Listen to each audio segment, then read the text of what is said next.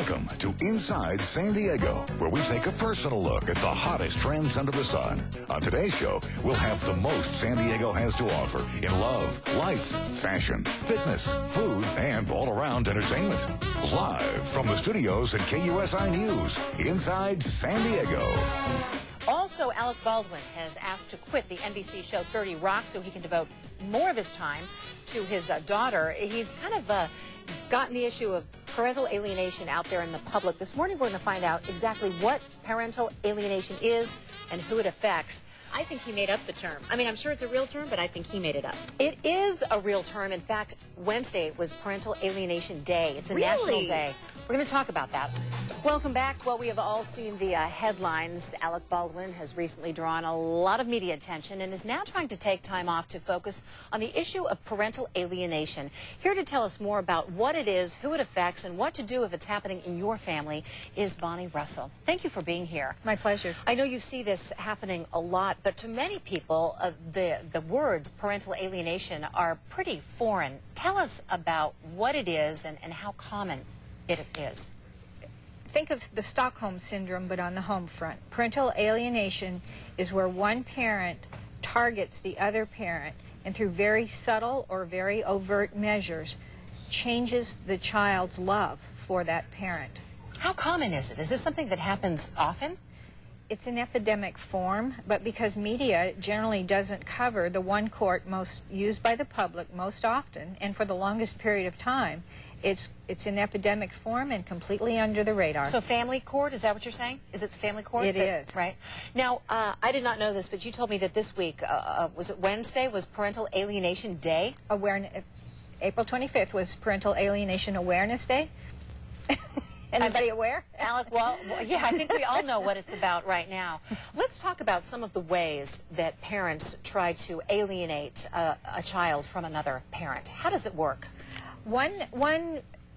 Alec is one example. If you telephone your child, you get no return call, or the answering machine is always on. So it's a way of diminishing contact.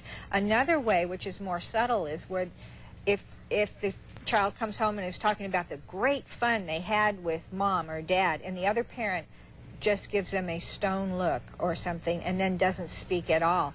So gradually the child learns, especially if there's a remarriage, that that person doesn't fit in anymore, and the whole family dynamic changes. So it's really a subtle way to turn a child on another parent.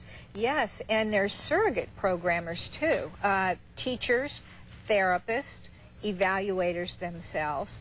The list is endless. Probably the best book on the subject, and one that no one has read because it's distributed by the American Bar Association instead of Barnes & Noble, is Children Held Hostage.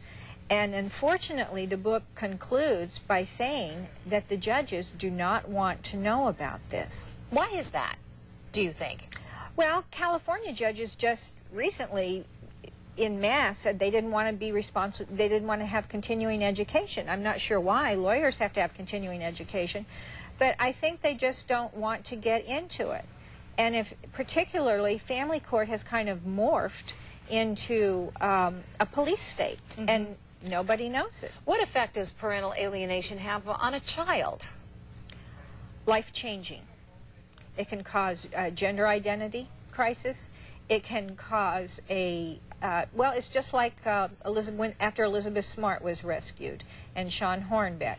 They weren't particularly happy to be rescued. And you have to have intensive therapy with the person that was the target, the other parent. So it sounds like what you're saying is the child is brainwashed into not liking, not wanting to be with the other parent. It's worse than that. That's just the beginning.